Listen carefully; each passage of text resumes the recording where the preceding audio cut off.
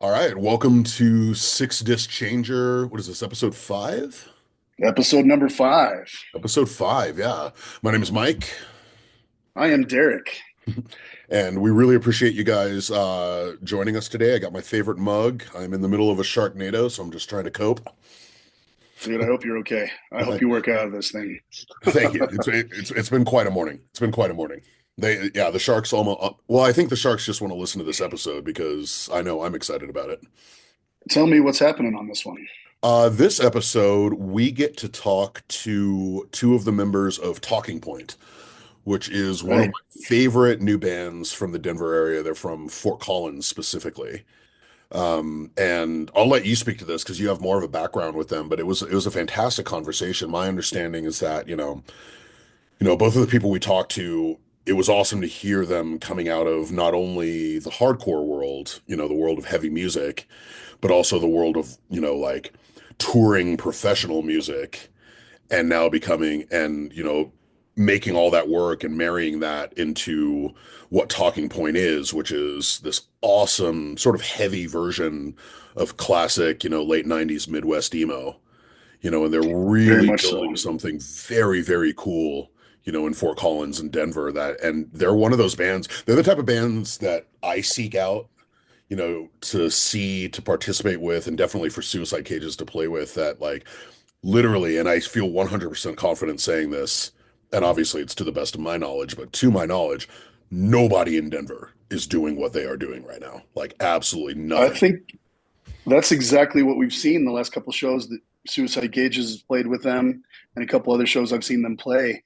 They kind of came out of nowhere. They decided to start a side project. It became a demo that people started listening to. I know I personally, when I heard it, couldn't stop listening to it. And they write this music that's got some earworms that make you just keep singing along, and they keep getting a little heavier and a little more professional and a little bit more intense. Yeah. And they're blowing minds, man. People go to see them and they come out going, "Wow, Yeah. that band is great." So, Talking Point, we sat down with Billy, the bassist, and he also runs Hardcore in the Fort up here in Fort Collins. So he's a promoter. He knows all the dudes in the scene. He is very pro scene, Mm, and I think that's part of the fun too. Is they're just so excited about the music and the local area up here. Along with that, Matt, the new guitarist, mm. Matt Kennedy has been, like you said, he's been touring with the Dangerous Summer. I think he played Furnace Fest with the Juliana Theory, and he's doing a lot of cool projects and has now become the other guitarist in Talking Point. The boys just recorded a new full length. They're in the middle of mixing that, and I think in talking with Billy last night, they're recording some stuff for a music video as you and I are doing this intro. So we had a lot of fun talking. We probably could have talked for another 2 hours, but we did a good long episode with these guys. And I have a funny feeling we're going to be talking to them again a few different times this year just because of the things that are happening, and their enthusiasm about it all is very infectious. You know what I Definitely. mean? So, anything else we need to touch on before we go into this episode? Because I'm pretty excited about it. Yeah, I'm excited too. Just as always, thank you for listening. Thank you for tuning in. And we hope you enjoy this episode. It's a great conversation. We're really excited about it.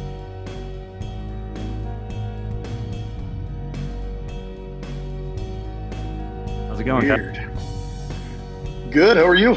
Good, good, man. Everybody looks Right good. on. Yeah, you guys are definitely looking like it's time to have a conversation. Awesome. Yeah. So Mike and I started this little podcast called SixDiscChanger. We're giving it a throwback just to start it out, and we just felt like we could do something a little different than just a music episode or two. And coming from the world of working lots of freelance jobs and lots of other things creative, and running into lots of people that do 50 things in order to do the art that they create, we thought we'd have conversations about the business side of things, the way you came to where you are now, and all the lessons we've learned along the way. So Mike likes to say we have this podcast to talk to people that color outside the lines, and I think that's probably a good way to put it. Yeah, Yeah, definitely. to come at this, non-linear, like everybody you've talked to probably, Well, yeah, exactly. I'm interested to talk to you guys. I'm interested to hear the story of your different journeys, but I know that, at least you, Billy, I don't know about you, Matt, but I think so also. But, the word on the street, is that you've been heavily involved with, the Fort Collins hardcore scene, prior to this. So it's always interesting to me.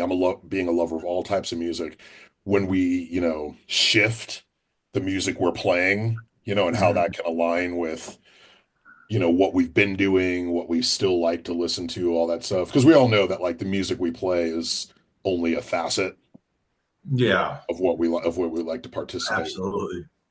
So yeah, it's those curveballs and hearing what people have learned along the way. And definitely, for both of you being so deep in the music scene, I mean that for me, like maybe that's a great question to start with is, how, what was going on in your mind. You've spent so much time in your respective scenes, maybe playing a lot of heavy music and then coming back to this music that is still sort of heavy emo, but it's definitely a very different take on each of those words, for lack of a better descriptor, and then choosing to sort of like rebrand and, you've got to apply all these lessons from how you built your old brands. I'm interested to hear like, what were you thinking and what was the motivation for starting this project that way?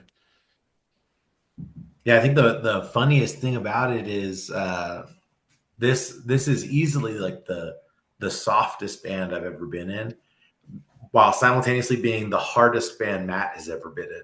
Oh yeah, by far. Yeah. Interesting. Yeah, I've actually I'm completely new to the heavy scene. Like I played Warped and stuff back in the day, and there was plenty of like heavy bands and stuff, but I've never actually been involved with like to me a heavier band. And so it's kind of sick. I mean, there's some stuff that like, old bands have done that is maybe Talking Point kind of like adjacent, but most of this stuff is more like indie music, shoegaze kind of stuff, a little bit of pop, some pop punk, but nothing close to mostly screaming and sing kind of screaming as like Talking Point on a lot of songs. So it's a lot of Yeah, fun. Right. guitar feedback like utilized instrumentally Yeah, was a big one. Yeah, Yeah, which is one of my favorite things to do as a guitarist. So yeah. Oh yeah. 100%. yeah, it's a lot of fun. Well, I mean, so how do you, so so that's, like I said, that's really interesting to me coming from a pretty different background, per your own admission. What are some of the parallels? What are some of the things that you've been able to build on, coming from that, even if does seem like a new experience to you? You want to take it first, Billy, or you want me to do it? Um, no, yeah. I for me, it seems like because I grew up in the era of hardcore where every show was like a mixed bill, and it was pretty friendly for the most part to have like pop punk intertwined with hardcore, intertwined with just straight up punk. Um, and so everyone in my area of Los Angeles was kind of cool with it. Like Right. we listened to Set Your Goals, uh, Wake the Dead era, Comeback Kid, and Terror, and then like Friday night would come around and those three bands would be playing the same venue together. So it really like worked out that way where you could you can listen to fast hardcore, you can listen to like a tougher version of hardcore, and you can listen to something singy all in one show, and everybody would mosh the whole night. And so I was always into singing bands. I was always into guilty pleasure type music, but I'm very unmusically gifted. I'm very I spent about 16 years playing drums. Um, and in that aspect, I played in punk bands, more like transplants and like Rancid style punk, Okay. um, and then playing in a couple youth crew style hardcore bands, and then kind of just moved around the country and wasn't really in any state long enough to really be playing bands anymore. So it had been a while. And then finally, my wife and I had settled in San Diego for a long enough time where I felt like it would be safe to make friends. But at the same time, I felt like I needed to write something to present, to be like, hey, this is kind of like the idea that's in my head. So I bought a guitar, taught myself how to play like Sham 69 and like, something like just power chord punk, and then transitioned that into youth crew hardcore by learning how to play like mindset songs. And then I was able to write like 4 or 5 song demo, go to school for audio engineering, and then like find the kid in the stick to your gun shirt at the audio engineering school and be like, hey, here's my demo, and then it turned out that him and his brother were into it. They learned it. And then we were able to start like a faster style hardcore band. And that kind of re-sparked me back into music after years of not playing in bands. And as quick as that came, it left as I moved from San Diego into Colorado. And one of the first things you do is you go to a local show and you find the person who's wearing the band shirt you like, and you say, hey man, I like your shirt. And then you hope that they'll hang out with you, Right, which is funny in your 20s and 30s. But when I moved to Fort Collins, that was like literally what I had to do. And luckily, the drummer of our band, Ryan, came up to me and said, hey, I was wearing like a long sleeve Earth Crisis shirt at the Aggie Theater. And he came up and was like, hey man, I like your shirt. Are you straight edge? And then, we've been best friends ever since. And it was really cool because he has like a background in favorite music being like Integrity and like bands like Brand New. And I thought like, but he's from a different part of the country from all of us entirely. So I thought, oh, how cool. Like I can geek out on singy bands like I used to, and we can still listen to hardcore bands. And he was also straight edge. And so he and I were like, screw it. Let's play in a straight edge hardcore band and let's book hardcore shows in Fort Collins. And let's make something that kind of didn't seem like it was happening at the time. And then after that ran its course, he and I kind of saw the writing on the walls and said, it would be cool if we did that softer, like balance and composure. So, let's do something softer because we both like it and we haven't done that yet. And that idea was off the table for 2 years, given my inability to sing, my inability to play like guitar well past, power chords. And it really wasn't until we got close enough to knowing Jaron from Wolf Blitzer that I think he pitched the idea to him, and Jaron was like, oh yeah, I happen to have singer-songwriter acoustic guitar stuff on my phone. And if it wasn't for that, I'd probably still be ignorantly acting like, oh, I can't do it because my skill issue. I just can't do it, but having somebody who was there to like ride it with me and be like, no, we should do this. We should start a band like this. And, we can find other people, probably wouldn't have happened at all if it wasn't for, a friend pressuring me into it. But the funniest part of all of it is in 25 years of playing music, this is the most fun band I've ever been in. Yeah. Yeah. Yeah, absolutely. I've been on the road and I've played just like some of the coolest venues in the world and had like the best time. And like the Aggie Theater, like a hometown show with the 4 of us in Talking Point playing first at the Aggie Theater for a holiday toy drive, blew them all out of the water. Yeah. You know what I mean? Like just, I think I wasn't expecting anyone to like it. And B, I was like, and for the first time in my life, I didn't care if anybody else liked it because I liked it that much. And I think that's half of it right there. There's some sincerity in the fact that you believe in it no matter what.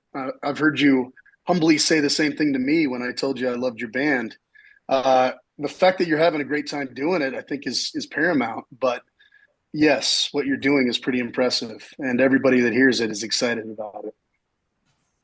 Yeah, I agree. I think, it still kind of shocks me. Like we put out the demo and then friends I hadn't talked to in 3 or 4 years, not because we weren't friends anymore, mostly because, they have kids and I moved different states and everyone has like a life to live, but just like cold calls from homies that go, yo, dude, I don't mean to disrespect your old shit, but like, by the way, this is it. Like you're on, and I thought that's the crazy, that's crazy. That's awesome that people are just passively like watching an Instagram story and being like, yo, my man's doing what he loves. And that's just, Right. and I think that adds to the reward. But like I said, all of that doesn't even matter because at the end of the day, back when it was just the three of us in a room, like jamming acoustic songs into full band music, like that could have ended there and it still would have been fun. And I think that was cool. And I think that's what separates it from other bands where I was like specifically trying to write parts to a song in hopes that people would dig that part. And it was like, and if I look back on those songs, I can see like, oh, like who writes a song that way? What was I thinking? 100%. Yeah, I kind of lucked out too. These guys had already put in what, a year and a half or 2 years of work before they asked me to join in. Jaron was one of the first people I met here in Fort Collins. My wife works at CSU, and so we moved up here from Denver, and then before that, I was in Nashville for like 6 years. But once I got to Fort Collins, I mostly just kind of I went to a few shows and mostly like wrote at home, just kind of hung out with myself, bit of a loner, sometimes. But then I met Jaron and we kind of hit it off right away. We didn't hang a ton, but we kept talking about doing something. And I think that's when he was just at the beginning with you guys, like kind of forming Talking Point. And he kept sending me stuff the whole time. And last year I spent the year like finishing my degree. I had dropped out like 18 years ago. So I was like, you know what? It'd be sick if I finally finished my degree now that we're here and stuff. And so I spent the last year going to school and he kept sending me demos. And then finally I was like, all right, dude, I'm done. Like, let's hang, let's jam. And I came to one of the practices and I just hit it off with the guys like right away. It felt so good to like play that style of music. I mean, it has a lot of elements of stuff I've already loved, like stuff I loved growing up. Um, and I still can do the, double time kind of tremolo guitar or all like reverbed, delayed out stuff that I would do with Dangerous Summer with my old band or some of my other bands. And I could do it over top of this music, and it just felt natural and worked perfect. Didn't feel forced at all. And I love the shit that Jaron writes. It's the music's all in like dadgad tuning and then like half step down. And I've never played like that before. So like the first practice I showed up and I kept trying to like jump in with a lead and I'm like, oh fuck, everything just feels wrong. I don't even know where I'm at. But once I got used to his tuning and stuff, I was like, this is sick. It sounds cool. I love the ringing kind of tone that he does. And I don't know, it's like just drony enough, but like really kind of like heartfelt shit. And then the way he like is like screaming out a lot of the stuff, like I don't know, it really like adds to the music. But then when we jammed recently, playing acoustic, and I could finally hear the lyrics, I was like, oh shit, these are really good. It's like literally like I couldn't tell half the time what he was saying, and for the first time I like actually could hear it. And I was like, oh dude, these are really sick. You are like really telling a story and stuff. But the whole You time, know, I totally sorry to break in here, but what immediately comes to mind when you say that is I'm the ghost that haunts me the most. yeah, yeah. You know what I'm saying? Like I see you Yeah. guys play that song and that's all I do is sing that riff over and over and over. You know what I mean? Like he has a few of those in there. And it's awesome to have something like that that catches you behind the music afterwards. So it's there the whole time, but it's Oh, awesome. dude. Yeah, Yeah, go ahead. uh, he's blown. If you and not to completely derail either, this will tie back, But if you not and not even to call him out, if you listen to some of the songs on the demo, um, the lyrics are like more or less three sentences, right? It's like a whole song built around three sentences, and then we've been in the studio recording an album, and it's like sometimes I think, dude, I don't think you realize how far this band has taken you as a musician. Like, I think Jaron has just progressed insanely with his like music writing, his lyric writing, his phrasing, his what's the word like cadence. He comes up with the most catchy cadences, and I think like, oh, I want people to hear this. I can't wait for this album to come out. I want people to hear this. But it's true. Like he's just he's come a long way, even in the year and a half it's been. Um, Totally. And like when I first met him, he came over to my house really quick, and I have like a little home studio in the basement, just like a small little setup. And I was like, let's jam on something. What do you want to do? Do you want to write? And he's like, oh yeah, I have like kind of this like R&B like side project. Like I want to like play some acoustic stuff for you. And he played it. I was like, oh, this is super catchy. And then he started sending me talking point stuff, and I was like, whoa, this is like, it's crazy that you listen to this soulful kind of music and you love singer-songwriter stuff, but then you're playing in mostly heavy bands. I remember the first time I saw Wurlitzer, I was like, holy crap. Like Yeah. these guys rip. They're so good. Like literally like one of the best heavy bands I've seen live. And it's really cool that they're from here in Fort Collins. I've seen them two or three times now. Like it's rad that, now we're all in a band with Jaren too, but like you don't he has a different energy when he's on stage with them. Like when he's on stage with Wolf Blitzer, it's all about like playing to the song and like building up like everything just to break it down again and stuff. But when he's with us, it's like he's able to just like kind of like zone out and focus on like singing every song. And then Billy, is there to kind of carry us through the different like in betweens and stuff. But yeah, yeah, it's cool. I didn't know he had that in him. And that's my big thing too, is like any band I play in, if I am to like be in the band, like I want to be able to believe what the singer's saying, like believe the message of everything. And like I hate to say it, you guys may be the same way, but like I don't do this stuff for fun anymore. Like for fun is like me writing on my own or something. But if I'm gonna like take time away from the family or miss a dinner, or, like miss something else, it's like it has to be something you really believe in, something that like kind of like fills that hole or that kind of gap that you had like when you were a kid. You're searching for Yeah. something, you're searching for like what I have something to say and I have something I want to play, but I can't figure out like what it is. And once you find those group of guys where you can say it correctly and you feel good about it, then it clicks. And Yeah. so it's nice that actually it clicks with these guys. And at first I didn't think so. I just came to jam and I was like, I don't know. We'll see how this goes. And then right away I was like, this is sick. Yeah, let's keep going. Totally. Dude, no, I think you nailed it. I think it's interesting because especially with music and especially as we're all getting older, on the one hand, we do say like, well, it has to be fun for the very reasons that you just stated. Like, look, like we all have other things we could be doing. And most of us do have, even if we don't have big families, like I do have a kid, but it's like we've got our partners or we've got, our friends. We've got things we can be doing. So if we're going to take the time to do this, on the one hand, yeah, it has to be fun, but you're right. It also has to be a thing where everyone's invested. Yeah, Everyone wants to. We with music, everyone throws around words like success and things, and that can look different. So we're not talking about, the myth of the rock star or anything, but like you said, it's the thing that it's fulfilling and it's genuine and it's worth our time. 100%. Yeah. And Absolutely.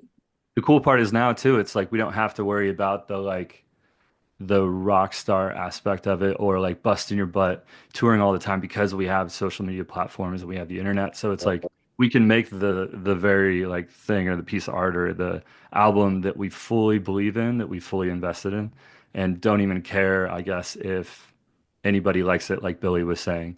But Yeah, online, you might find your community on there without even having to tour and stuff. So it's yeah, like Sure. better feel success, like you've hit success. absolutely. And I know for me as I've gotten older, it's and you kind of touched on this for me now, success looks like if I want to make the music that spoke to me when I first started playing guitar. And when I first started playing guitar and bass, and I was just being introduced to not just heavy music too, because my journey's kind of weird, but it's like I I want to make music that makes even one other person want to pick up an instrument. Totally. Like Sure. not just wear a shirt, not, go to Hot Topic or whatever. Like I want to make someone else want to create because that's the gift that was given to me, if that makes sense. Totally. Yeah, that's an awesome way of putting it. I think when I very first started going to shows, I knew I wasn't going to be musically good. I'd already known I was kind of okay at playing drums because of like my high school had marching band and stuff, or Right. even before that, my middle school had like drum line and stuff. And I was able to get introduced to the fundamentals of drumming through there, but I was still very poor. So I wasn't going to own a drum set. And so I remember like going, but like I still had to be involved somehow. And like moshing wasn't enough. Like I needed Right. to be an active participant in hardcore or, live music in general. And my buddies and I would like scrounge together money and materials and we would make screen prints for like high school grindcore bands.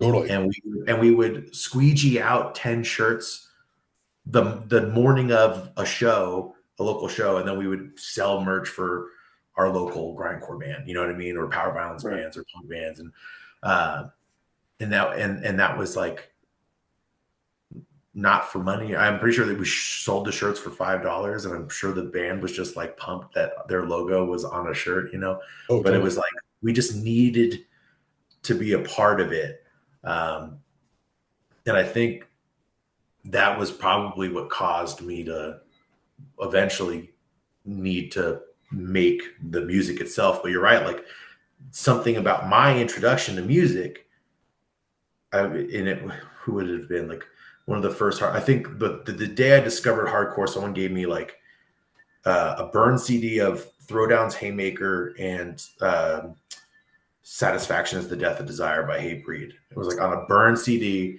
He said, "Here, kid."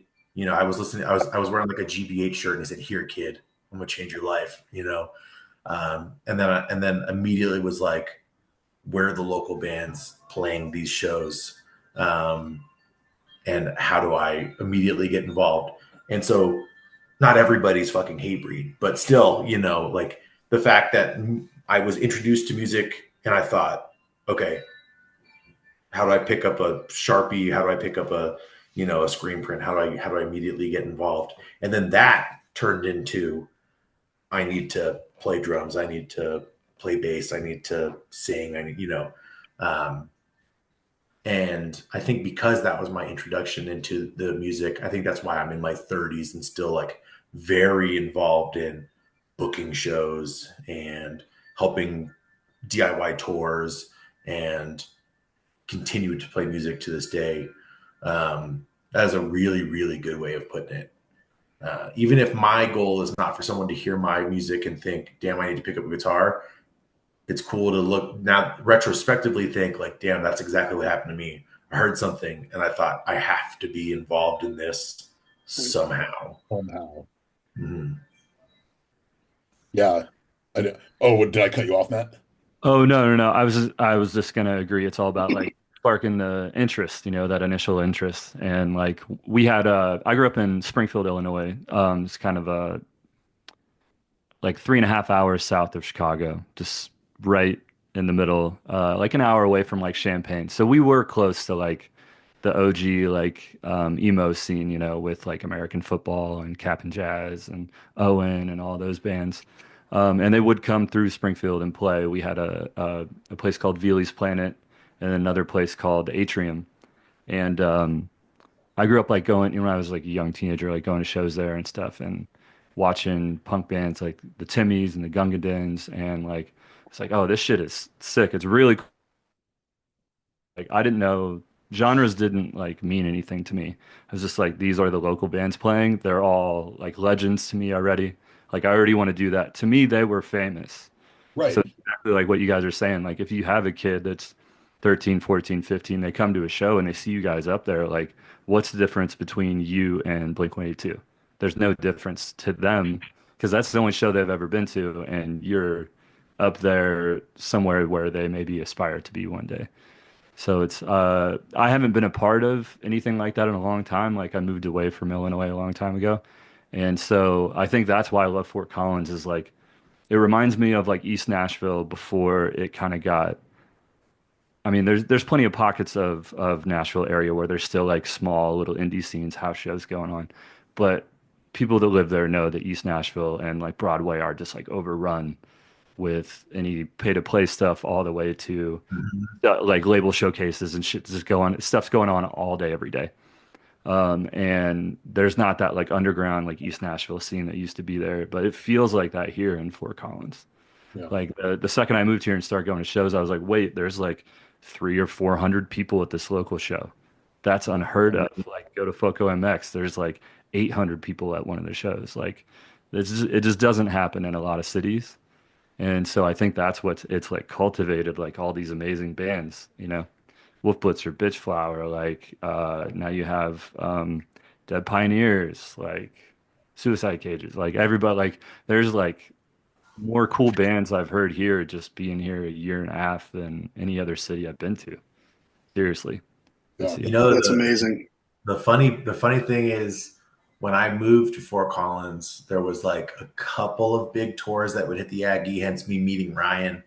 And that wasn't even a big tour. That was like Iron Chic, and it was like an empty room, which at the Aggie can be kind of rough, but the year before they sold out Surfside 7 and that was cool.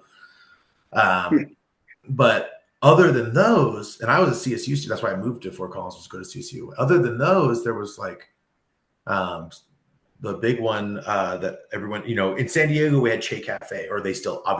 Yeah, I know Che Cafe. Yeah, for sure. Che Cafe was, is iconic. And from when bands would go on tour, like bands you really love, like for me, it would have been like Have Heart and Verse and bands like that. You'd see their flyers and you'd see what the cities they'd hit. And then the big one in Denver was always Seventh Circle, which before that it was like the Blastomat or something like that. Yeah. And then when I lived in Wilmington, North Carolina, we had what was it? The Soapbox was our, which was a laundromat music venue on Front Street in Wilmington.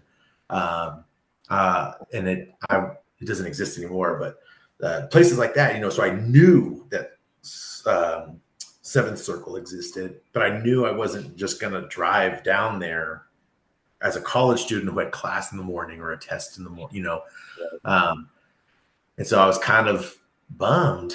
And then I thought, I guess if I just find a place that'll let me do it, I can selfishly throw a hardcore show so I can watch hardcore bands, and then I can just drive myself home, in town. And I think I sat on that idea for a while, and I went to Pinball Jones Campus West because a band called Nearby Liars was playing, and they're like singer, songwriter, softer music, where some of the stuff kind of tiptoes into some Bon Iver, like vocal effects and stuff, which I'm super into. Yeah. And I saw their name on a flyer. I thought it was cool. I went on their Bandcamp and immediately loved it and said, all right, I'm going to drive to this pinball arcade and I'm going to watch this band. Turned into a huge hailstorm. So I was like, I'm just going to sit it out. I'm going to stay in here. This band rips and I'm having a bunch of fun. My car is getting completely pelted. And I came out of that like super soft show thinking, oh, that was just as cool. Like, what a great place. What a great space. Maybe I could ask the owner if I can put bands on. And I booked Wolf Blitzer. That's actually how I met everybody. I reached out. I knew that if it was going to be successful, there had to be someone north of Denver involved. And at the time, Wolf Blitzer lived in Greeley. All of them lived in Greeley. Not all of them, but the band was based out of Greeley. So I reached out to them. Ryan and I had successfully put together our straight edge band, and I reached out to one band from Denver in hopes that that would somehow bridge. If I had a band from Greeley, a band that said they were from Fort Collins, even if it was our first show, no one heard of us, and a band from Denver, and I put it in, maybe there's a possibility that a bunch of people will come, right? And it was the third highest grossing show Pinball Jones Campus West had ever had for three absolute locals. For all intents and purposes, three absolute nobodies. And the owner was like, or the manager, whoever was in charge during payout, which blew my mind that I was able to pay out local bands as much as I did that night, said, you can do this anytime you want. He had made so much money. He was so happy. And I thought, everybody thinks and feels the same way I do. Everybody wants this. Everybody wants to do it here, but I don't think anyone knows that they can be in charge of it. Right. I don't think anyone was given the memo that like do it yourself means like sometimes literally you're the one who has to do it yourself. Right. And that's where Hardcore on the Fort really like was born in that night. Right. Was Right. we're going to do this. We're gonna book bands, and like by the third Hardcore on the Fort show, we already had like a touring band from Kansas come through. And like Matt brought up, all of that is thanks to social media. It's so easy to make your page called Fort Collins Hardcore and post a bunch of flyers and tag a bunch of bands and have a place that looks central to a community, even if it at the time I didn't know anybody. It looked like a central point of a community, and I can reach out to bands and say, hey, if you're coming through and you need a spot before Denver, or if you can't make it all the way down to Denver and you want to pass through here or Cheyenne, let me know. And it exploded, absolutely exploded. And the whole 4 years I was at CSU, I was, barring COVID, most of the time I was at CSU, I was doing Hardcore on the Fort shows, which allowed me to meet people like Jaron, which allowed to meet people like Tucker and Steven from Wolf Blitzer. And Tucker lived out on County Road 34 or something like that, basically the road that separates Weld County from Larimer County, in a house that had a detached garage turned punk house. And so County Line Ranch, County Line Ranch is what we called it. And, we threw local band shows at County Line Ranch that people drove up from Colorado Springs for. Oh, dude. Yeah. I heard about that place, and I'm sorry to interrupt, but yeah, I saw a flyer for that place at Twist and Shout in Denver. Like legit, someone like with packing tape just slapped it on the front window of the place. And I was walking in to get a record, and I remember thinking like, I don't know what that is, but I'm stoked for those kids because that's how it should start, like it's a barn, it had like A-frame style wood, and I would put on that punk band Sinister Pig. They were a Fort Collins punk band, and I put them on, and the singer is just a maniac, a wild man. He's like hanging upside down from the rafters with the mic like wrapped around his neck, just screaming, and kids were going ape shit. And I thought like, worth it. All of this is worth it. This is so cool. But at the end of the day, all of those kids lived here. Mm-hmm. They were all those bands were from here, all those, but no one was, besides like maybe a random show at the art lab or something that someone managed to put together. No one was doing it like consistently enough to where people were getting to know each other really, really well. And that's where I met everybody, and that's kind of how it exploded. And after the like the third and fourth order effects of Hardcore on the Fort was Wolf Blitzer being approached by the Aggie Theater to throw on a hardcore show at the Aggie Theater, filled with just bands from Denver and Fort Collins, which by the time that happened, I realized like, this is getting attention. People see this now. And I think enough of that bleeds into the house shows. The big thing was making sure that the high school kids, the local community high school kids, felt included and were as excited about it as we all were when we were their age. Because if they're not starting bands, they're not showing friends bands, and then I don't have new bands to put on. And you can only see, Deadbeat and Wolf Blitzer so many times in a month before you're probably going to skip that show. And it was really important that the local high school kids felt included and felt like they should get involved. Being an incubator is kind of part of the game, right? You gotta help grow something new as you're doing it, and that's when it works. So that's smart. Yeah. And all those kids that were in high school back then are now 20, 21, 22, going to Surfside 7 shows, going to the Coast, or the Artery, and all these places, and they're welcoming to to new people because the scene was welcoming to them. And I think it trickles down into Matt showing up and going to a show and thinking, oh, the vibe's right here. I like the vibe here. For sure. And even if it's like a 10% or less, you know, if any of that had anything to do with hardcore in the fort, I'm gonna, then mission accomplished.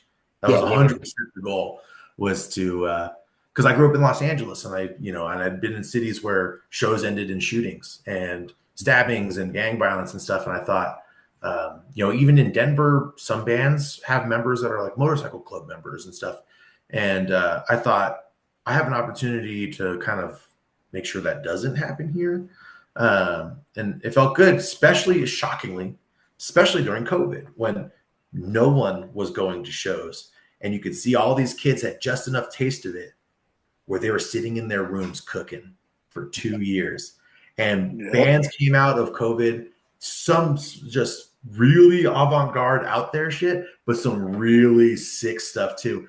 And, the fact that COVID kind of got to a point where we could do shows again and things, and those bands were coming out. And I thought like, oh, what a blessing in disguise. All these kids just sat there for 2 years writing their own stuff. And then finally you get thrown together and everyone just came up with stuff I'd never heard in other cities, And so it also helped kind of shape the fact that bands in Fort Collins don't sound like bands in any other city, Yeah, they're super unique here for sure. I know Yeah. when I came here. And like you were saying, everybody is very welcoming here. That definitely was not like my local scene growing up. Like those guys, it's not like they like hazed you when you were a younger band. Granted, this is like the early 2000s. This is like 20 years ago. Late 90s, early 2000s. But they basically like they were super indie. There was like Park and Junior Varsity and these bands that ended up getting on like Victory Records. They were influenced by American football and Braid and all these other bands. And so like I came in, being like a little like 15-year-old kid wanting to play like skate punk. And they're like, this sucks, and they would tell you to your face that your band was horrible all the time. And we had to prove ourselves. We had to sell enough tickets to get on the shows. Finally, after a few shows, they would let us, like play with them or ask us to play with them. And then enough kids would start to come in and like maybe we got accepted. I think we just eventually started writing songs, accepting it, and they were kind of into it. But yeah, it didn't feel accepting to be a younger band in that scene that I think they had felt was already very established. When I came here, like you see a band like Wolf Blitzer, they can draw a lot of people. Suicide Cages, you guys draw a lot of people. But then when you're around you guys, like no one's like, no one's peacocking, and kind of like puffing up their chest or anything like that. They're just like, hey, what's up, dude? How's it going? Yeah.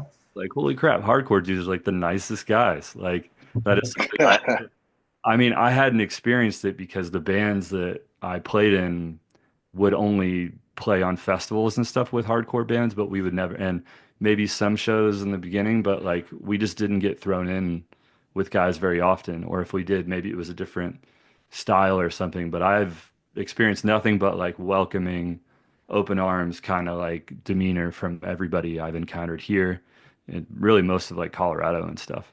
We always love playing Denver, but like Fort Collins is its own microcosm. It's its own ecosystem here, and people are just very kind and welcoming. So, Yeah. I got to be honest. That's why I landed in Fort Collins. yeah, Literally, my kids and I were looking for a new place to land, and we decided that we were going to go to the place that people treated us the nicest.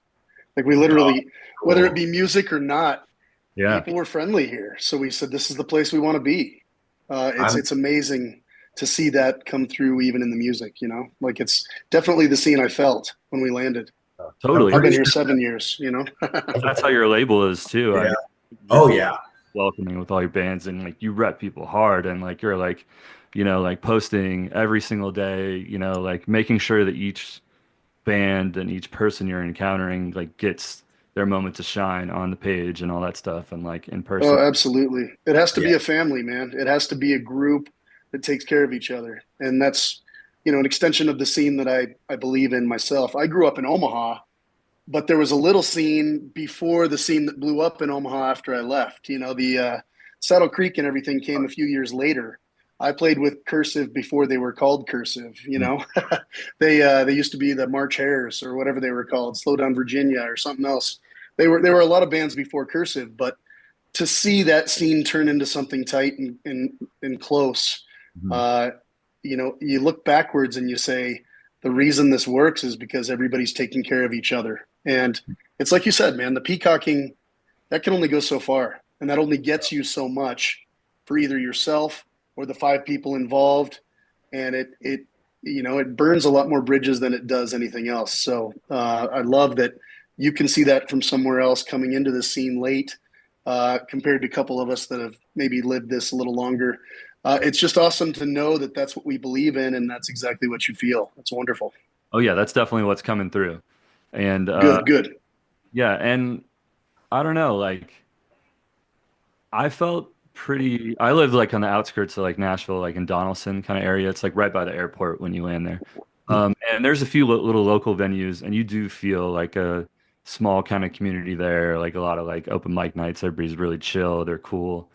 But here, there's more rock bands than I encountered there, which is kind of crazy. I feel like Nashville or LA, like when you're living there, like you feel like you throw anywhere you throw a rock at, like there's a rock band there. But like here, it's just like there's rock, there's punk, there's hardcore, there's pop and hip hop and other stuff too. But like I've encountered a lot of bands that are playing real amps, cranking the shit, cranking it up. They're like, most bands aren't even playing with tracks, like no click or whatever.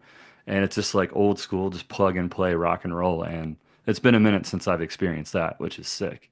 And it's cool to see kids like freak out for that style of music because Yeah. uh, like the 10, 15 years of my other bands, usually it's like the tighter the better, and most bands usually have tracks and they're playing with clicks live, and like there's tons of Mhm. backing guitars and other stuff, and everything's very polished. And it's cool to just hear some like raw music. And see kids get inspired, they're looking at your gear, they're looking at your pedals, looking at your guitars, like, ooh, what do I want to get next? Absolutely. Yeah. Totally. Well, you both touched on something that to me was, excuse me, always one of the most important things that that I got to experience and that I think we all seek to give back, which is making all of this accessible. Mhm. Like you talk about like, not only like Billy when you're talking about like people being inviting, like from the jump, like how it has to be that way. And then Matt talk, when we talk about gear, like playing to backing tracks, playing to clicks, which as soon as I came, I think we played to click like the first year we were a band just to tighten up, and then we were like, this is actually holding us back from being as expressive on stage as we would like to be, you Yep. know? Mhm. Um, so, but I mean, to me, like, with my journey, it was like, yeah, seeing a lot of bands who had all these fancy things, and yeah, they wouldn't fucking talk to you because they were too cool.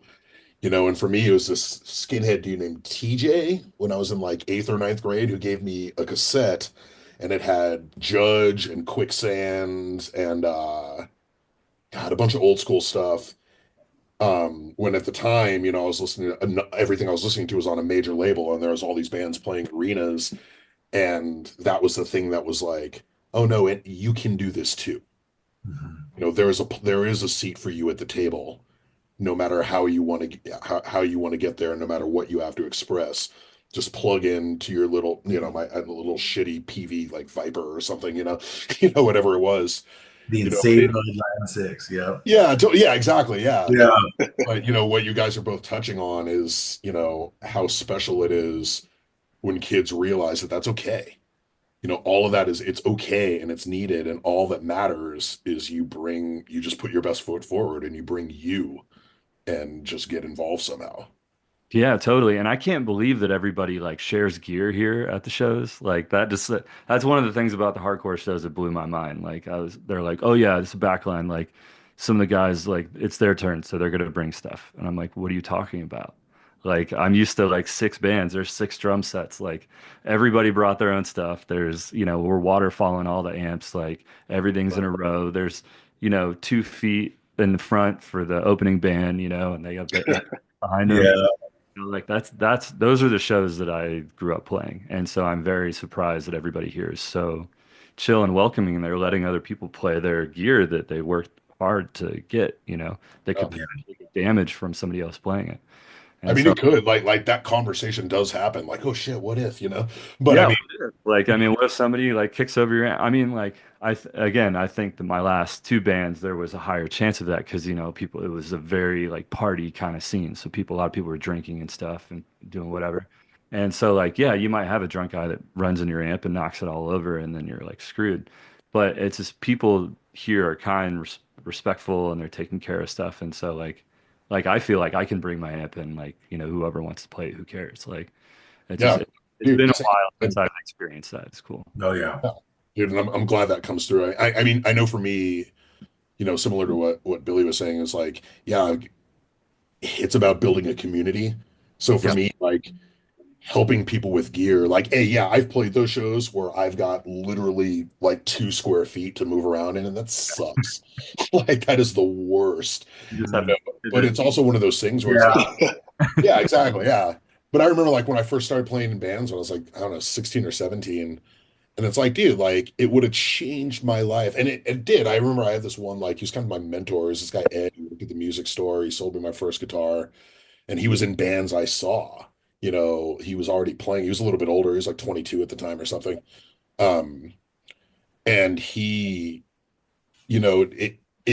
when I was a kid, to see bands sharing their gear, or if I'm playing with like a younger band and they get to play through, my rectifier or something, and they get to hear that, like, dude, that would have changed my life. So like, yeah, I totally want to pay that forward if I can, like, yeah, and then on the other side of it, just all of us being working musicians, just knowing how much time this takes yeah. and knowing how much fun we want to have, but how much we want to make the whole thing worthwhile to the people that have chosen to spend their evening with us, spend their money with us, spend their time with us. Yeah, make the show, do everything we can to make the show as smooth as possible. Absolutely.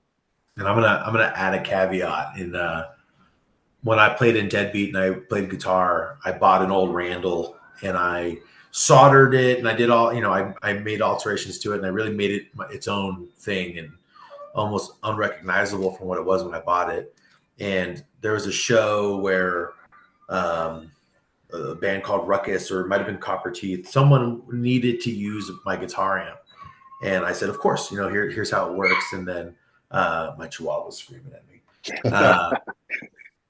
The best feeling in the world is them coming up afterwards, or like even like people in the crowd, and they come up and they go, "What is that thing?"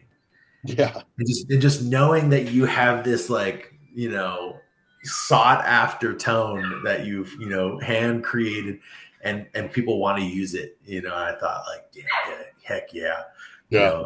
I wasn't good at guitar technically, but I could make that shit sound good. Yeah. Oh yeah. That's half the way there, right there, man. Yeah. And like don't get me wrong too. Like I have plenty of friends and like I have even been in bands where we've done tracks and like I'm a big supporter of like Helix and Kemper and all that kind of stuff, especially if you're traveling for music. Like there's nothing better than not having to haul your super heavy amp and just have like your exact tone that you want. Um, but it's been good to like get loud lately and just like crank amps and stuff. And I mean, I love Jaron to death. That dude plays louder than anyone I've ever met. Yeah, his amp is so loud. It's crazy. And I just love it. I don't know. I'm like very into it, but man, yeah, he turns it up for sure. And it's been a minute since I've, had that like deafening kind of like stage volume. It's a lot of fun. Yeah. Yeah. It really moves the room. And I know for me, as I've gotten older, I've softened a little bit to working with the sound people and like, yeah, okay, I will turn down. Yeah. But when I've been resistant to that in the past, it wasn't like I didn't trust them or it wasn't coming up from a place of ego, like, oh, you need to hear me because I sound this good. It was just because it felt good. It feels good to play loud. It does. It Because really, yeah, just the way it moves, and if you can, it's just yet another one of those things that feeds into you and creates the energy and the mood that hopefully you can then transfer, to everyone else in the crowd participating in the night. totally. And I mean, like you were saying too, everybody is spending their hard-earned money to come there and see you. And like for them, like have a release, kind of get lost in like, not think about like the day to day and the craziness of their life, and just kind of like get lost in the music for a minute. And like you almost owe it to them to do the exact same thing too. Like you can't just get up there and do the same thing that you did the last 20 shows. You Right. have to like really be into it and feel it. And so it's cool. Like I definitely feel that every time I'm watching a band here. Like I don't feel like anybody's phoning it in, and Right. that's super refreshing because there was a lot of people phoning in Nashville for sure. I bet. Yeah. Yeah, Talking Point definitely has been on that lately, and I think that's brought another layer of fun to playing these songs too. Is when we played the Coast with Suicide Cages, we were put in a very awkward position where two really heavy bands were playing and people were moving, and then it was going to be us, and then it was going to be the heaviest band where people needed to move the most. And I thought, how do we not be a tranquilizer dart in the neck of all of these people? How do we make sure it's not just people, sitting there swaying side to side, smiling at us? And so we brought up the idea of like, well, what's stopping people from moving? Like we could incentivize it.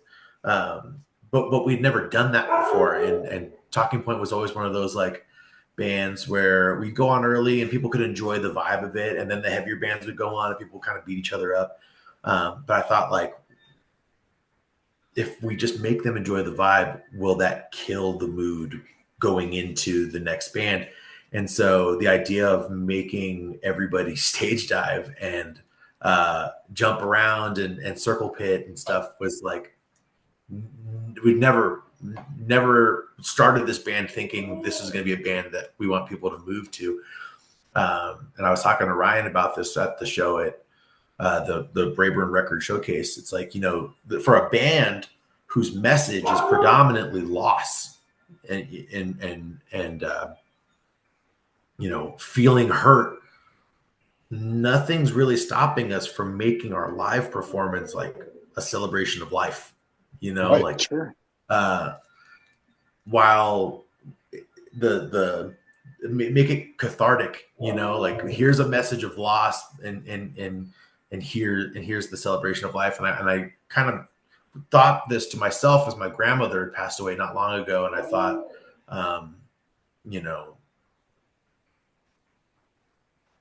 a funeral is sad and that's the last thing my grandmother would want, and it's like, the music, the message could be sad, but that's not necessarily what we want the fans to focus on. We want them to enjoy the music and then maybe have something that resonates with them and something that they can take and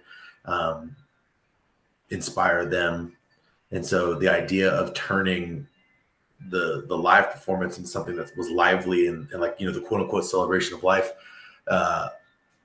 it kind of hit in a way that was just so satisfying, so incredible. It was very healing for those of us listening too. Yeah, I think you guys hit that on the point. That was good. Yeah, we could have, like Matt said, we could have gone out there and done it the same way 20 times and given them, but they're not gonna remember us after the 20th time. But if we come out there and we make it something specifically memorable, it paid in dividends by making the experience of playing the performance that much better for even us, the band. Absolutely. Yeah. I thought you guys were eminently successful, and I loved getting the honor of playing right after you, because one of the things and see, the dog agrees with me. And That is not true. Obviously. I mean, one of the things that made that so satisfying, and we were talking about, touching on points you both made. One, about being sincere, not phoning it in. The other point, Billy, you made earlier about playing bands with a variety of different styles, which to me is always so important. God, one of the things I love so much about that co-show, um, is when we get the honor of getting to play with bands like you guys and getting to play after you guys that night. It was such a rad challenge for us because then it wasn't just about being loud. It was about, all right, how do we take this and add to the emotional wave that's now going through the room? So it's a really fun artistic challenge because it's like, all right, we know how to be loud.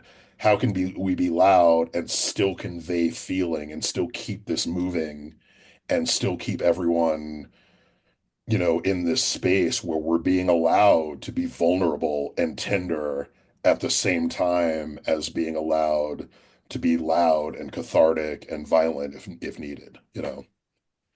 Thanks, man. Yeah, and you guys, I mean, I appreciate that. That's a huge compliment. You guys like absolutely rip. So is it was cool to play before you.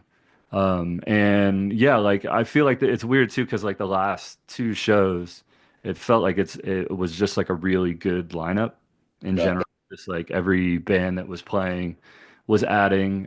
Man, playing for keeps too. They're so good. Yeah. Um, it's just been a long time since I've been like so excited about like the bands that all live within 30 miles. Um, Right. and every band has something to say too. It's just like I have experienced, as we all have, I'm sure I've experienced some like hardcore where at the end of it, I'm like, I have no clue what they were saying. I don't know what the message is.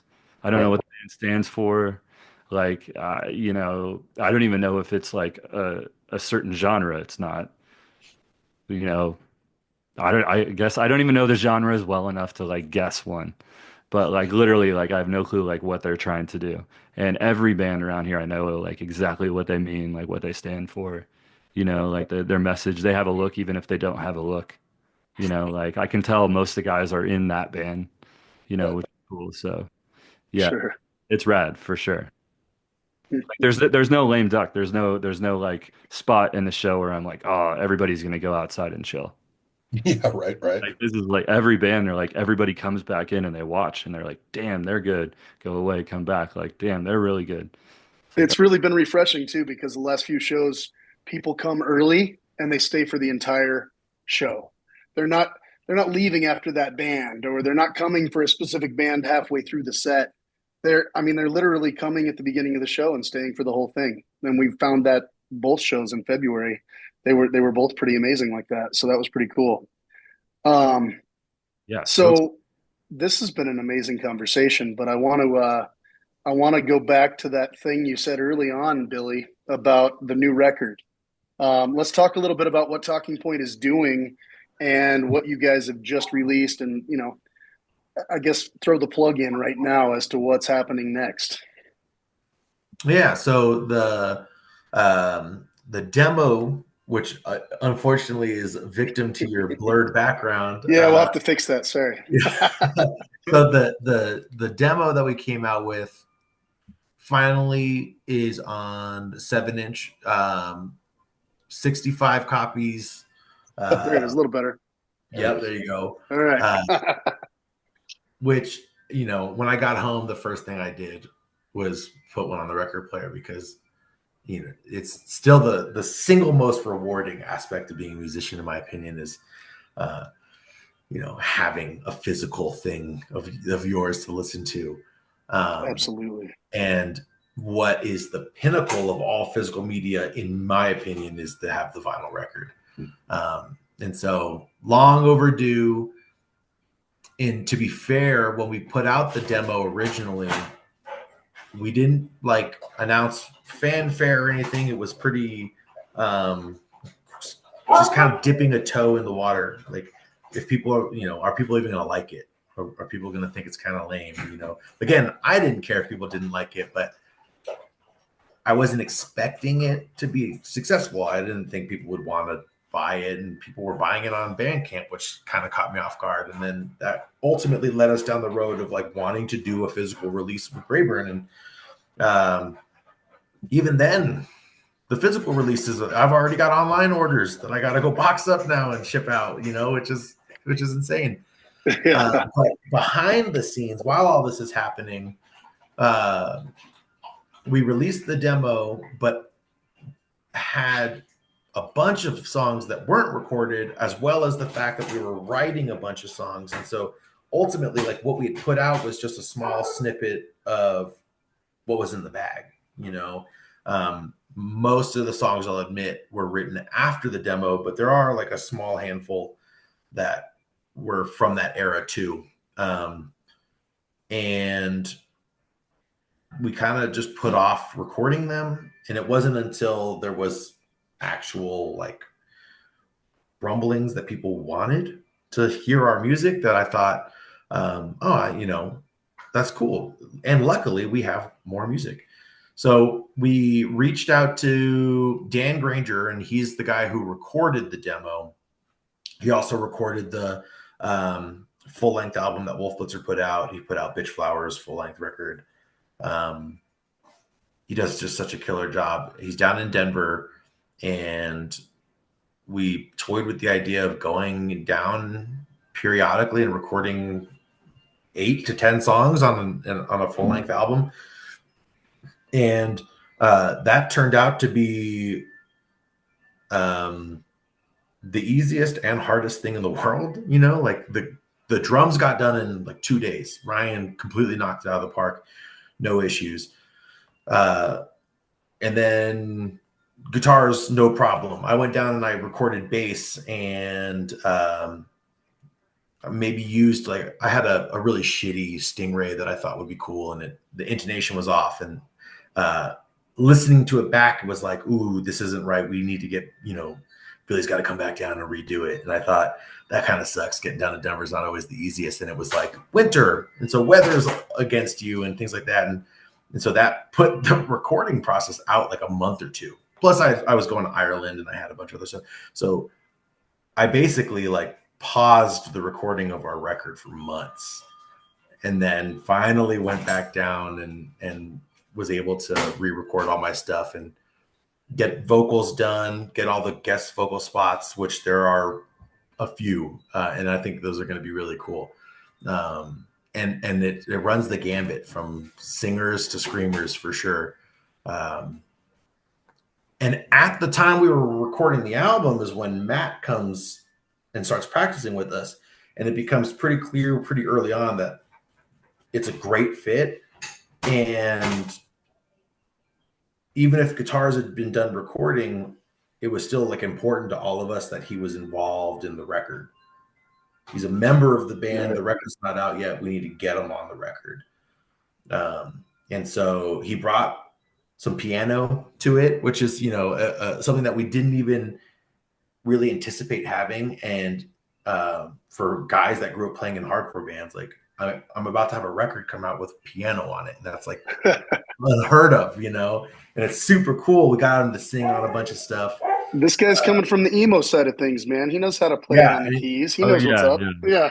I love it. And the funny part is that I had never played on a metal record, but I don't know if you guys know Rob Denver from Denver. Yeah. But Rob is in a band called Burial Plot, and he's one of my first buddies I met when I lived in Denver, and when we were down there. And he asked me to play keys on 2 songs on their last EP.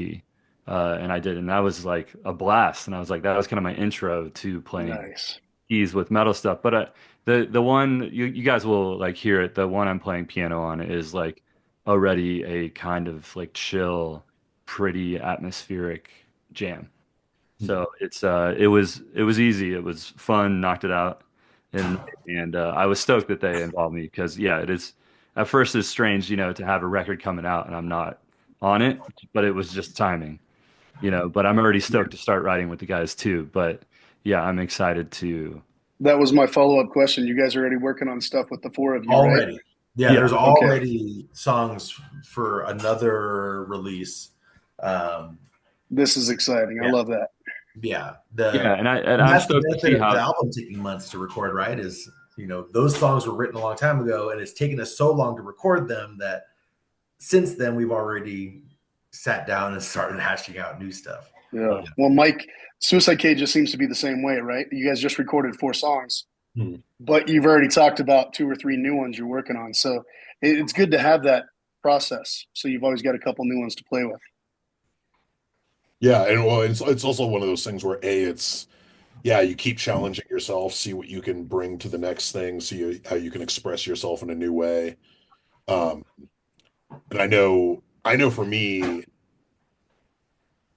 I I'm really bad at practicing guitar because I just write. I just, and like I was that way. Like Matt, I haven't played for years, but I also played piano. That was actually my first instrument. And same thing, my teacher hated it working with me because she wanted me to. It was cool. I learned to read score and it was fun. And she wanted me playing like Mozart and Chopin and stuff. But I would just come in with stuff that I had just done. And she was asking me, "What did you do?" I'm like, "I don't know what I did." Which my drummer right now in Suicide Cage is Rico. He hates it when I bring new music. 'Cause he's like, "What time signature is that?" I'm like, Q. I don't know. It sounds like this. Yeah, but yeah, like that I think I'm sure you guys have a parallel in your band, but it's just especially when you have a group of people that you're excited to create with, Yep. you just keep creating, and especially in bands like the way we do this, where like we said before, there's not this illusion or this old model that we're working under where there's like a cycle. It's like, why not keep creating? We don't have to wait. There's no reason to wait. There's no reason to wait till people have heard this record. We just do the thing we love to do and bring it to the people that love to participate in it with Well, I us. think the world's changed a little bit too, right? We don't have to work with that major label 3 years a record per cycle sort of thing. I mean, the world is smaller because it's flatter in the fact that we can talk to each other every day. We consume so much more that we're always looking for new something from everything we love. So to know that you guys are all so prolific is a wonderful thing for those of us that consume this stuff. I I am very excited to hear the new Talking Point record. I've heard pieces of it, but I still have not heard the whole thing. I know you guys are in the mixing phase right now, and we Yeah, have it some just big started. plans in releasing that. I think possibly in conjunction with another label overseas as well. So we're talking some good plans for this one, and we'll keep everybody posted as we go. But this demo is selling pretty well on vinyl. Grab one now because Billy's sending them out No left and right. kidding. Oh No yeah. kidding. Get them while you can. All right. Dude, also that the alternate cover you guys did with Oh yeah, the Joy the Joy Division. Division rip, Yeah, that's so sick. I call it the known pleasures cover. Yeah. Yeah, we Yeah. all know it's pleasure. Yeah, Yeah. yeah. Yeah, that was whoever did that graphic, that was awesome. That looked really good. All you guys' graphic work to me is fantastic, by the way, because I think Billy, you and I were talking about the how you guys have a Golden State Warriors rip, but it's the But it's the Royal Gorge Bridge from yeah, Southern Colorado. Yeah. The a lot of the early work, like that bridge logo, was actually created by Cosme Martinez, who's the singer of Wolf Blitzer, longtime buddies with Jaron. But the funny thing is, the demo album cover and even our future album cover, it was very important that we, Ryan put it best when we were talking about what we should use as the album cover. But the album cover on the demo is a photo I took, yeah, and I held on to for years, and I and it's kind of the same with that unknown pleasures rip. I had that Colorado outline forever. Back when I was in Time Heist, I pitched it as like a shirt idea, I think, and everybody was like, "Oh, well, not, maybe not now." Like, it wouldn't have been a fit for, And I thought like, "Oh, don't throw it out. Just keep this image." And things have a way of coming back. And even the album cover, for the album that's coming out is a photo that Ryan took. Mhm. And so it's more or less the album covers and the demo covers are more or less like the world through our eyes as like literal photographs that we've taken. And then the creative ideas of like using the Golden State Warrior rip and holding on to that like Colorado State outline, unknown pleasures, like graphic and all these things. It's just like, well, I like them. I don't know if everybody else likes them, but I like them and I want to use them. And I think this is a fun idea. And I want to use a mock of this or a rip of this. On Edge Day, we posted a Turning Point rip where it was the Turning Point demo, but it said Talking Point instead with like the stick, not the stick figure, but like the cartoon straight edge guys hanging over the font. It's like sometimes it's like being dead on the nose is kind of fun. And I think I like doing that kind of stuff. And it's cool to see when people say that they like it too, because then it makes it a little bit more fulfilling, Well, the throwbacks are something we all recognize, right? It's the confusion when they put that band's name on the tickets for your show that gets confusing. But otherwise, the design work was hilarious. Yeah. And I use this reference with my friends a lot.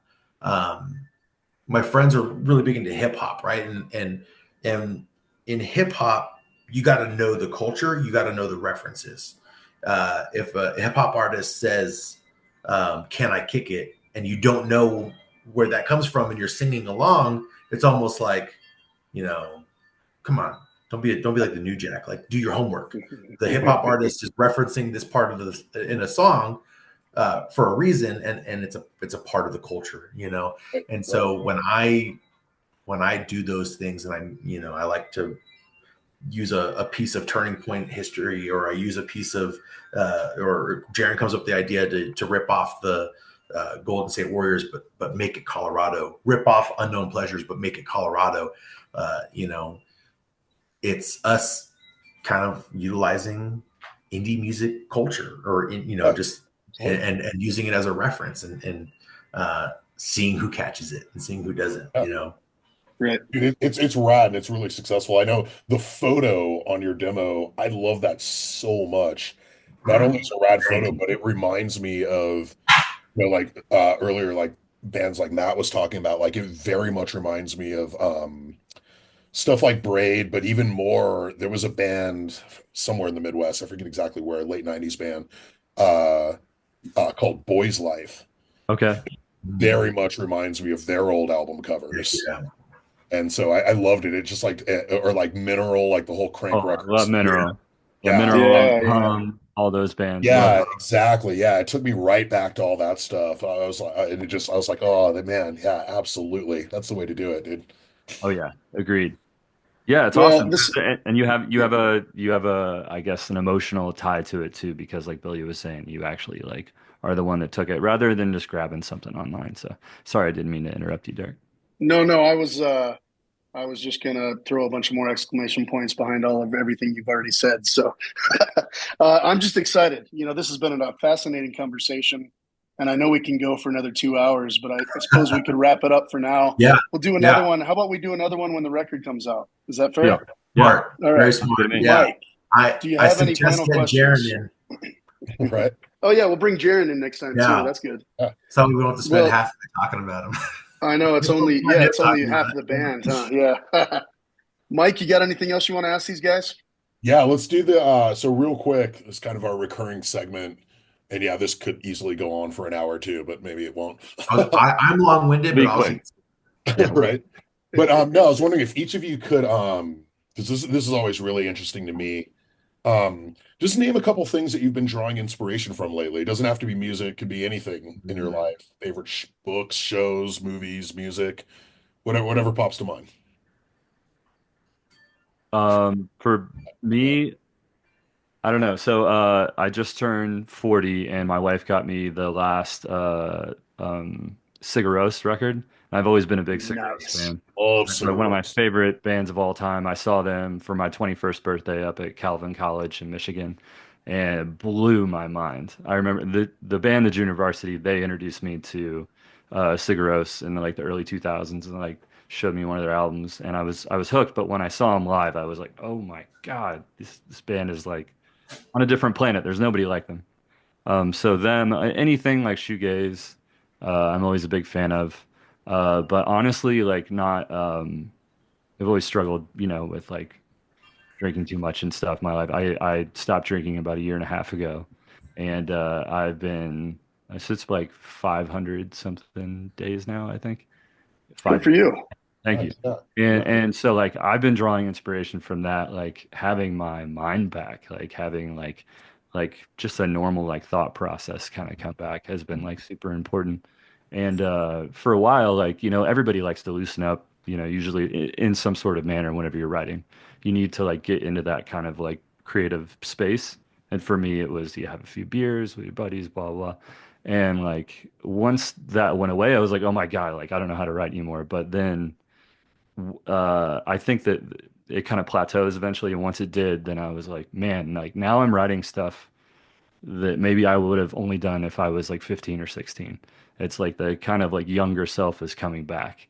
That's And wonderful. the years of like cloudiness and stuff are starting to get pushed to the side. And so now I don't know, it's really cool to be able to like have that again. So, That's awesome. That's awesome. Yeah, I think there's a pretty hard line in the sand from when I was heavily abusing alcohol till now. Um, I can absolutely agree with that. You definitely become uh, more in tune with uh, what younger you was thinking, and you're not so removed from that. For me, it's been 8 years in March, and uh, that's funny that you put it that way because I don't think I thought about it that way once in those 8 years. But like thinking about who I was 8 years ago versus who I am now, I'm a bigger kid now than I was 8 years ago for sure. totally. Especially in the way I'm willing to express myself creatively, Yep. um, without like, being a fool, having to be blackout drunk and being a fool, being Totally. the butt of my own joke. But the what is inspiring me lately, like artistically, is what the 20 and 25-year anniversaries of things that were critical to me. Wake the Dead 20th anniversary pressing just came out, and when that album came out, it was absolutely game changing to me as a music fan, and to hear them release that song with the new singer, as well as release an unreleased track from that album, and uh, bring life into that. And then bands like Knocked Loose are covering the Warriors, which brings the Warriors back, and it's like War is Hell just hit its anniversary, and that's another album that was like you know riffs so good that I wanted to buy a guitar, you know? Sure. Uh, and all of these things are coming back, and it's like, oh, you know what? I'm going to listen to War is Hell again, or I'm going to listen to Wake the Dead, or I'm going to listen to, this. And Set Your Goals just played a bunch of shows. So I listened to Mutiny for the first time in a long time. And I thought, like, man, like, why did I stop? Why, I like all these new bands, but why did why am I not playing this record at least once a week?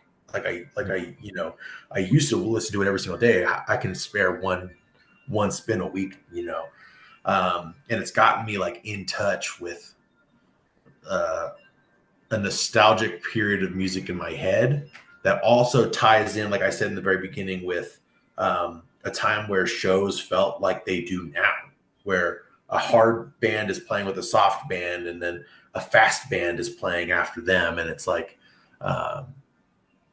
that, like the cyclical nature is just happening to hit right as all these key anniversary records are hitting, perfectly timed. And then I'll end with the fact that Wake the Dead was recorded here in Fort Collins 20 years ago at the Blasting Room. And when I moved to Fort Collins and I started Deadbeat, we got to record our EP at the Blasting Room.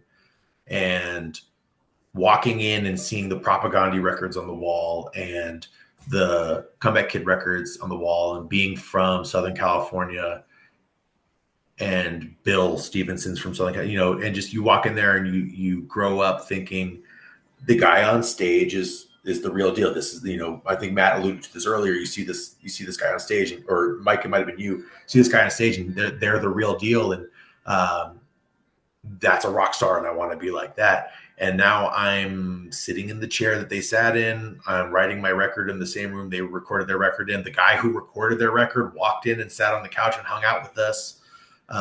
And at the end of the day, they're all just as normal as us. Yeah. And they were just as, excited to talk to us as we were excited to talk to them. Guys like, Jason Livermore and Bill Stevenson.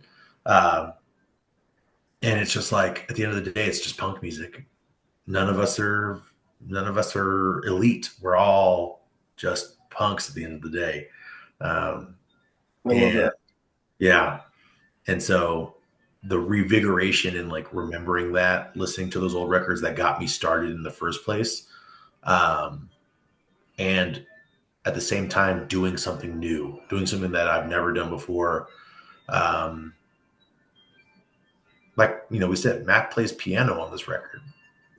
What the hell? Like,